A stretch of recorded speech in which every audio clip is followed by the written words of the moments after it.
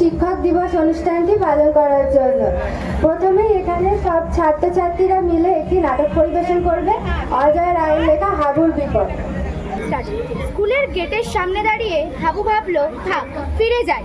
গরম কাল, morning school হচ্ছে, আর কয়েক মিনিট পরেই 7টা বাজবে। ঘন্টা পড়বে স্কুল আরম্ভ। একতলা স্কুল বাড়িটার ঘরে ঘরে ছেলেদের কলরব। উঠানে কিছু ছেলে খেলছে। হাবুর মনে ভেসে ওঠে সুধীরবাবুর ভারিক্কি চেহারা, গম্ভীর মুখ, মোটা চশমার কাচের আড়ালে বড় বড় দুটি চোখের তীক্ষ্ণ চাহনি। হাবু জানে স্যার তাকে পছন্দ করে, কিন্তু তা বলে ক্লাসের কাছে অবহেলা ক্ষমা করার লোক নন তিনি। যদি স্কুল না যাই তবে সময় কাটাবার জায়গা অবশ্য কম নেই। দপ্তরে আমবাগানে ঢুকলে খাসা সময় কেটে যাবে। যদি ক্লাস কামাই করি, বাবার কাছ থেকে কাল চিঠি আনতে হবে অনুপস্থিতির কারণ দর্শিয়ে। তখন বাবাকে কি কৈফিয়ত দেবো? বই হাতে স্কুল বেরিয়ে গিয়েছিলি কোন চুলে? অতঃপর অবধারিত মারাত্মক পরিণতির কথা ভেবে হাবু শিউরে ওঠে। ভীষণ রাগ হতে থাকে ভজার ওপর। ওর পাল্লায় পড়েই এই গন্ডগোল। হাবু তো প্রথমে রাজিই হয়নি, ভজাটা কিছুতেই ছাড়লো না। এখন বাবু, না না, বাবা কিছুতেই নয়। বড়াতে যদি দুর্ভোগ ঘটে তবে স্যারের হাতেই হোক। হাবু স্কুলে ঢুকে পড়ে।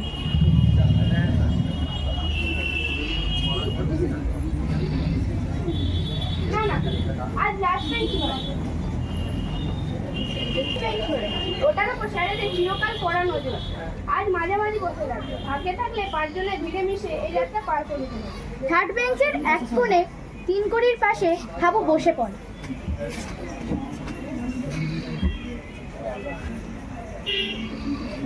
এবার আসবেন সুধীরবাবু। হাবু বাইরে যতটা সম্ভব শান্ত থাকবার চেষ্টা করছে, বুকের মধ্যে কিন্তু তার হাঁপড় পড়ছে। সুধীরবাবু ধীর পদক্ষেপে ক্লাসে ঢুকে। দশাশয়ী মানুষটির পরনে ধুতি পাঞ্জাবি, কাঁধে পাট করা সাদা চাদর। ছাত্ররা তাকে ভয় ভক্তি দুটোই করে।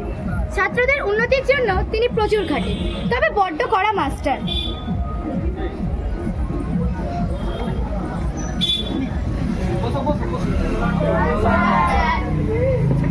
শুরু করছি, সবাই পেছনে নেই।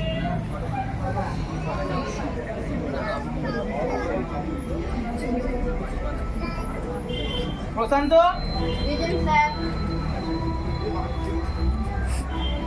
হরিপদ,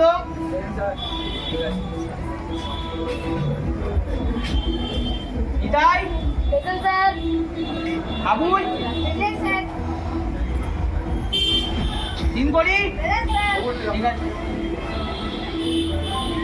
প্রফুল্ল, রাহুল, ভজা, ঠিক আছে। সবাই মোটামুটি এসছো, ঠিক আছে। সুধীরবাবু প্রশ্ন করলেন, কতবার কি রচনা লিখতে দিয়েছিলাম? ও হ্যাঁ, সবাই লিখে এনেছো? ক্লাস 14 ছেলের ঘাড় হেলে। তবে কয়েকটা শোনা যাক। ছেলেরা যে যার রচনার খাতা বের করে ওপরে রাখে। এইটাই সুধীরবাবুর মেথড। কয়েকজনকে বেছে বেছে পড়তে বলেন, অন্যদের বলেন মন দিয়ে শুনবে। অন্যদের লেখা শুনলে নিজের লেখার মান সম্বন্ধে একটা ধারণা হবে। আমি তো সবার খাতা বাড়ি নিয়ে গিয়ে শুধরে দেব, কিন্তু প্রত্যেকের লেখা তো প্রত্যেকে পড়তে পারবে না। অন্তত ক্লাসে কয়েকখানা রচনা শোনো, কে কেমন লিখেছে কিছুটা জানো। প্রফুল্ল, সুধীরবাবু আদেশ দিলেন, পড়ো তোমার রচনা। বিশ্বের হাত ধরে আসা বর্ষা, আসান যাবন বই থেকে কপি করে আনতে বলিনি কেন স্যার? প্রফুল্ল আমতা আমতা করে। কেন আবার? এই সরকারের বই থেকে হুবহু টুকে এনেছো, এ চলবে না। কাল নতুন করে আবার লিখে আনবে। আর হ্যাঁ, মনে করে 2-1টা বই উল্টিয়ে দেখিও, মনে থাকবে? নিতাই, এবার তার লক্ষ্য লাস্ট বেঞ্চ। নিতাই নাম করা ফাঁকিবাজ। প্রথমটা ভান করলো যেন শুনতেই পাই। এই নিতাই, আমাকে বলছেন স্যার? কেন ক্লাসে আর কটা নিতাই আছে? পড়ো তোমার রচনা। নিতাই মুখ নিচু করে দাঁড়িয়ে রই। কি হলো? আজকে লিখতে পারিনি। কেন? আজকে সময় পাইনি, মায়ের খুব অসুখ। ও, তোমায় বুঝি মায়ের সেবা করতে হয়েছিল? তুই দিদি কি করছিলেন? আগে বারবার ডাক্তার টাকা ওষুধ আনা এসব করতে হয়েছে কিনা বাবার মোটেই সময় নেই। কি হয়েছে তোমার মায়ের? আগে জ্বর সর্দি কাশি। এখন কেমন আছে? জ্বর ছেড়েছে, আজ ভাত খেয়েছে। মিথ্যেবাদী! সুধীরবাবুর গর্জনে সারা ক্লাস কেঁপে ওঠে। তোমার মাকে আমি কাল দেখেছি গোসাই বাড়িতে কীর্তন শুনতে। কাল তোমার রচনা চাই, এই নিয়ে পরপর 2 দিন হলো। ফের যদি তোমার রচনাতে ভুল হয়েছে তাহলে তোমার কখনো দুঃখ আছে, মনে থাকবে? মনে থাকবে। বসো। সুধীরবাবুর একটি মুদ্রা দোষ, মনে থাকুক বা না থাকুক তিনি সবাইকে বলে যান, মনে থাকবে। প্রশান্ত, ফার্স্ট বয় প্রশান্ত খাতা বাগিয়ে বুক ফুলিয়ে উঠে দাঁড়ায়। বেশ দীর্ঘ রচনা, সুন্দর গুছিয়ে লেখা। বর্ষার বর্ণনায় কয়েকটা তালমাফিক কবিতার উদ্ধৃতিও রয়েছে। সুধীরবাবু মন দিয়ে শোনে। তবে ছেলেরা লক্ষ্য করে স্যারের কপালের মাঝখানে একটি ভাঁজ, অর্থাৎ তিনি বিশেষ সন্তুষ্ট নন। ওই ভাঁজ তার চিহ্ন। প্রশান্তের পাঠ শেষ হলে সুধীরবাবু বললেন, বেশ ভালোই, তবে একটু মৌলিক হওয়া উচিত। তবে রচনা বইগুলোর উপর নির্ভর করলে হবে না, চাই নিজের ভাব, নিজের ভাষা আর নিজের অভিজ্ঞতার বর্ণনা, তবেই তো প্রাকৃতিক সাহিত্যিক মূল্য বসবে। ঠিক আছে, বুঝলে? প্রশান্ত একটু ক্ষুণ্ণ মনে বসে পড়ে। সুধীরবাবুর সন্ধানী দৃষ্টি ঘুরছে। আর কাকে বলা যায়, কাকে বলা যায়? আবুল চন্দ্র। হাবু নিজের কানকে যেন বিশ্বাস করতে পারে না। আবুল, হাবু এবার উঠে দাঁড়ায়। কি ভাগ্য তার। করো কি করো তোমার রচনা। হাবু একটু ইতস্তত করে কয়েকবার ঢোক গেল। বড্ড দেরি করছো তো। হাবু করো করো। হাবু ব্যাগের ওপর রাখা বই খাতাগুলোর ওপর থেকে একটা খাতা তুলে নিল। খাতা খুলে নাকের সামনে মেলে ধরে একটুক্ষণ তাকিয়ে রইল। করো। সুধীরবাবু তাড়া দেয়। হাবু পড়তে শুরু করে। আষাঢ় ও শ্রাবণ এই দুই মাসকে বাংলাদেশের বর্ষাকাল বলে। এই দুই মাসে প্রথম বৃষ্টি একটু জোরে পড়ো, শুনতে পাচ্ছি না। ঋতুর নাম বর্ষা। বর্ষার আগে গ্রীষ্মকাল। প্রচন্ড গরম পড়ে তখন। মাঠঘাট শুকিয়ে খটখটে হয়ে যায়। কুয়া পুকুরে জল যায়। শীতের তাপে মানুষজন, পশুপাখি, গাছপালা সবাই হাঁসফাঁস করতে থাকে। মাঝে মাঝে ঝড় বৃষ্টি হয় বটে, তবে বৃষ্টি দু এক পশলা। ঝড়ের দাপটটাই হয় বেশি। জ্যৈষ্ঠের আকাশে কালো কালো মেঘ জমতে শুরু করে। আষাঢ় মাসে নামে অজর বৃষ্টি ছাড়া। বর্ষায় সে সব ক্ষীর ভিজিয়ে দেয়। প্রকৃতি স্নিগ্ধ হয়ে ওঠে। হাবু প্রথম দিকটায় থেকে থেকে আস্তে আস্তে পড়ছিল। ক্রমে তার পড়ার গতি বাড়ে। বেশ ঝরঝর করে বলে চলে।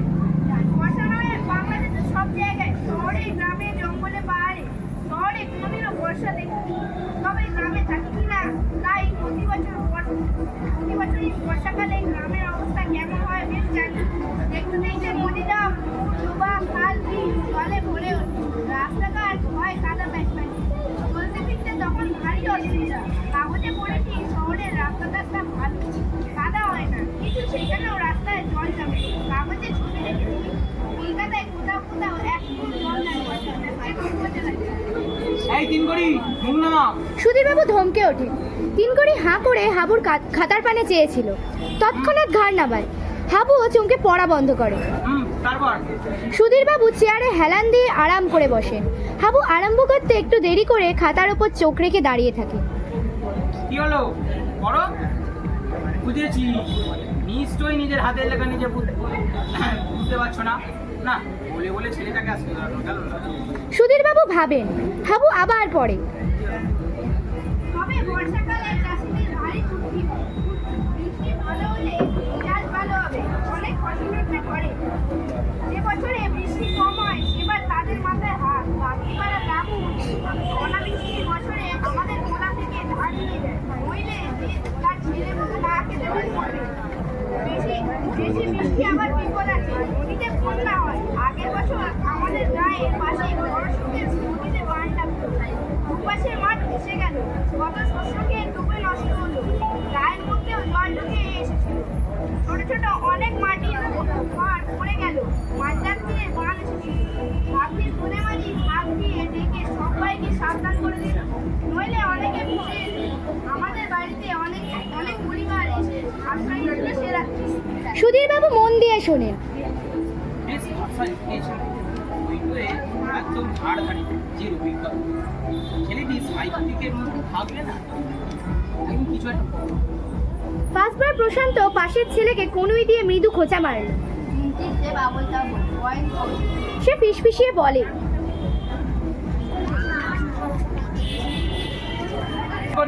তিনকুড়ি আবার ঊর্ধ্বগ্রীবা বিস্ফারিত নয়নে হাবুর মুখের দিকে চেয়েছিল। স্যারের ধমক শুনে মাথা নামায়। হাবু পড়ে যায়। বর্ষাকালে তার গ্রামের জীবনের নানা বিচিত্র কাহিনী।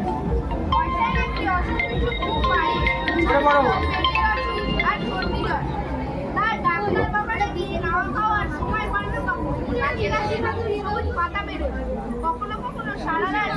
জোরে বৃষ্টি হয় আর ব্যাগগুলো পাল্লা দিয়ে হেরে গলায় গান শুনে হাবু শুনে কান পেতে ভারী মজা লাগে। জলে গর্ত ছুটে যাওয়া মাঝে মাঝে জোরে সাপ উঠে আসে।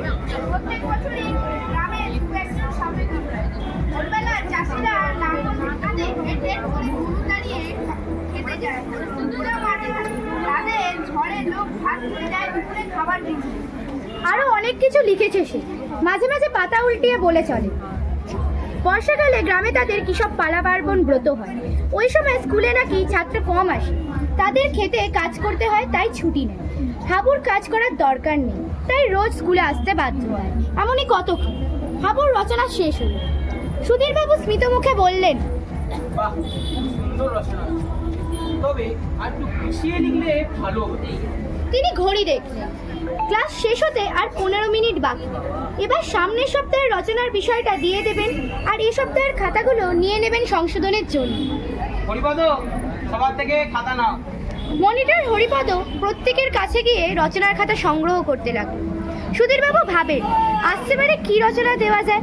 ঠিক আছে, দুর্গাপূজা। দুর্গাপূজার পৌরাণিক আখ্যানটা বলে দেবেন ক্লাসে।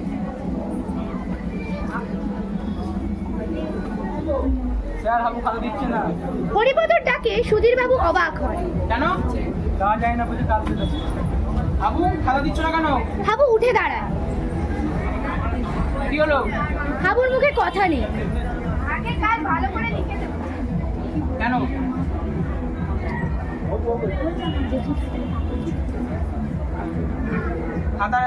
খাতারা হরিপদ থেকে নাও, দেখি কি লিখেছে। সুধীরবাবু রহস্য উদ্ধারের চেষ্টা করেন। হরিপদ হাবুর রচনার খাতার উদ্দেশ্যে হাত বাড়াতেই তিনকড়ি টপ করে উপরের খাতাটা তার হাতে তুলে দেয়। হরিপদ সেখানে স্যারের হাতে সমর্পণ করে। খাতার মলাটে চোখ বুলিয়েই তার কাছে রহস্য পরিষ্কার হয়। গোটা গোটা করে লেখা বীজগণিত খাতা।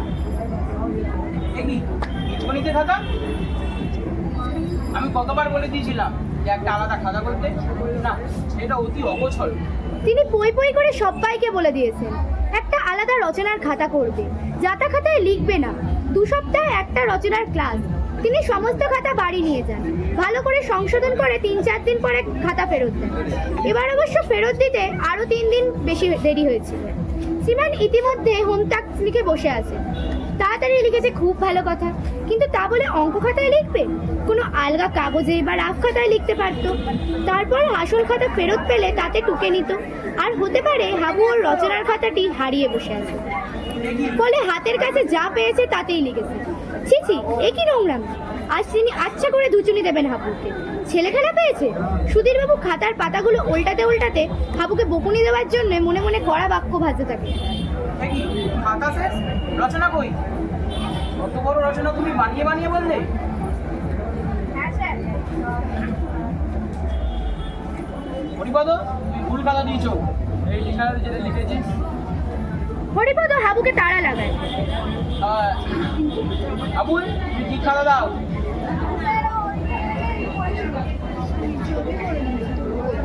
হ্যাঁ তাই তো।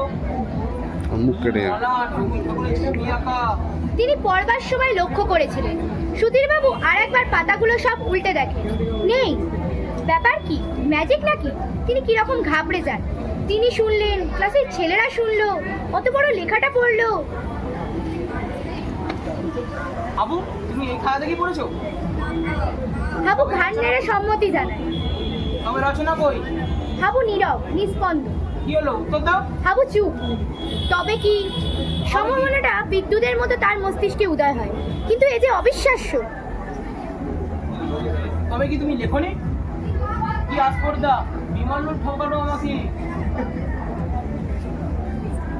কি হলো, উত্তর দাও। কিন্তু সঙ্গে সঙ্গে দ্বিতীয় চিন্তাটা মাথায় আসে। চশমার পুরো কাচের ভিতর থেকে সুধীরবাবুর বড় বড় চোখ দুটোর স্থির দৃষ্টি হাবুর ওপরে নিবদ্ধ।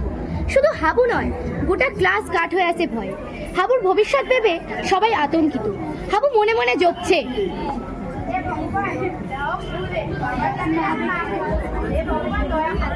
তখন সুধীরবাবুর মাথায় ঘুরছে অদ্ভুত কাণ্ড। দেখি তো বড় রচনাটা সে না বানিয়ে বানিয়ে বলে গেল। না, কিছু বলতে হবে ছেলেটাকে। সত্যি বলতে কি তার ইচ্ছা করছে নেমে গিয়ে ছেলেটার পিঠ চাপড়ে বলেন সাবাস। না না, অতটা মারামারি করলে ঠিক হবে না। তবে ক্লাসে ডিসিপ্লিন লাগাটা একটু কঠিন হয়ে পড়ে। তারপর দিন থেকে দেখবো সব ছেলেরাই খাতায় লিখে আনছে না, বানিয়ে বানিয়ে লিখছে। কিন্তু এই সাল তো কারণ পাঁচবার প্রশান্ত করি। থমথমে মুখে গুরুগম্ভীর স্বরে সুধীরবাবু বললেন, কি হলো, রচনা লেখনি কেন? দুদিনের মধ্যে একদিনও লিখতে পারোনি? আগে ভেবেছিলাম কাল সন্ধ্যেবেলা লিখতে। হাবু মিনমিন করে। গোপালপুরের মেলায় গেছিলাম, আসতে সন্ধ্যে হয়ে গেছিল। এসে দেখি মা খেতে দিচ্ছে, খেয়ে উঠে বাবার পড়া বারণ, তাই আর কখনো হবে না স্যার। তা সোজাসুজি স্বীকার করতে পারতে, অত ধানাই পানাই করে দিয়েছিল।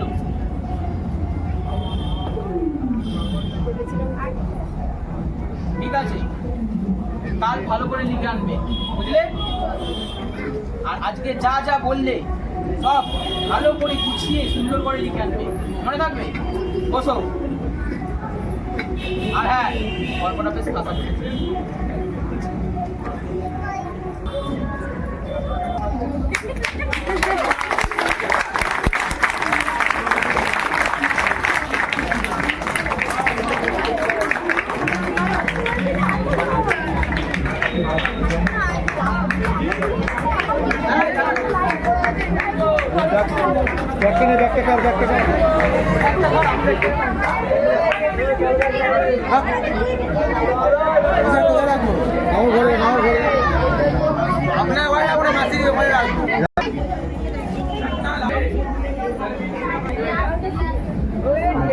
নমস্কার, আমার নাম সমদীপ কর্মকার আর আমার এখানে ক্যারেক্টারের নাম ছিল সুধীর বাবু।